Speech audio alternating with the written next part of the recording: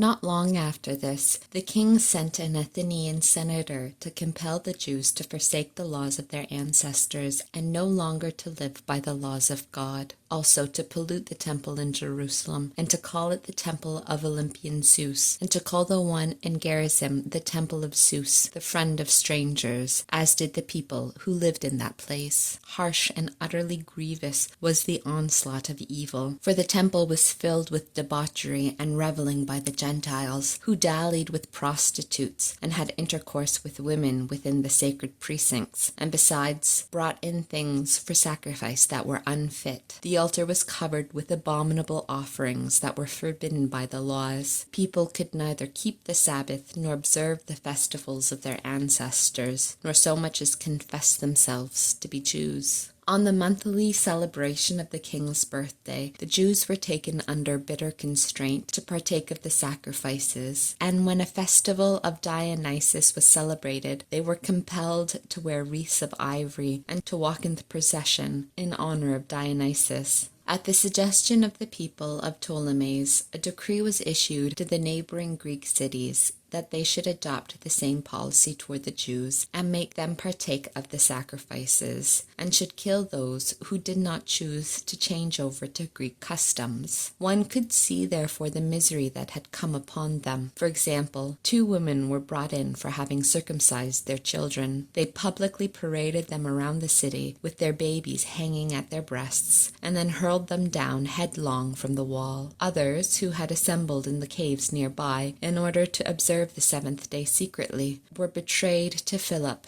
and were all burned together, because their piety kept them from defending themselves in view of their regard for that most holy day. Now I urge those who read this book not to be depressed by such calamities, but to recognize that these punishments were designed not to destroy, but to discipline our people. In fact, it is a sign of great kindness not to let the impious alone for long, but to punish them immediately. For, in the case of the other nations, the Lord waits patiently to punish them until they have reached the full measure of their sins. But he does not deal in this way with us, in order that he may not take vengeance on us afterward when our sins have reached their height. Therefore, he never withdraws his mercy from us. Although he disciplines us with calamities, he does not forsake his own people. Let what we have said serve as a reminder. We must go on briefly with the story. Eleazar, one of the scribes in high position, a man now advanced in age and of noble presence, was being forced to open his mouth to eat swine's flesh. But he, welcoming death with honor rather than life with pollution, went up to the rack of his own accord, spitting out the flesh, as all ought to go who have the courage to refuse things that is not right to taste, even for the natural love of life. Those who were in charge of that unlawful sacrifice took the man aside because of their long acquaintance with him, and privately urged him to bring meat of his own providing,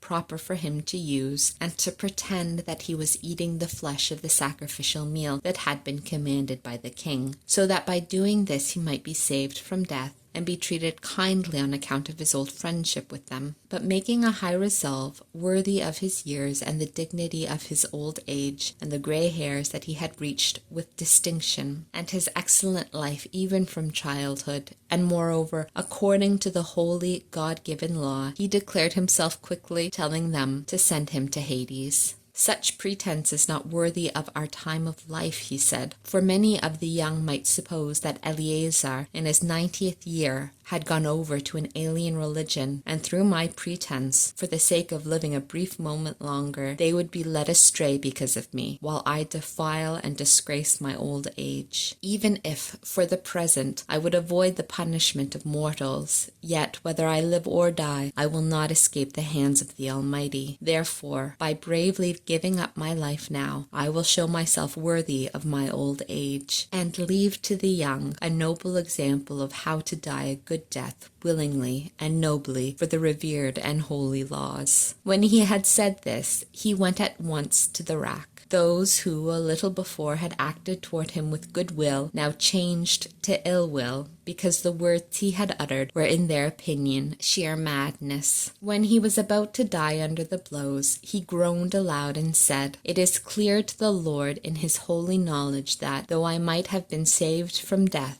I am enduring terrible sufferings in my body under this beating, but in my soul I am glad to suffer these things, because I fear him." So in this way he died, leaving in his death an example of nobility and a memorial of courage, not only to the young, but to the great body of his nation.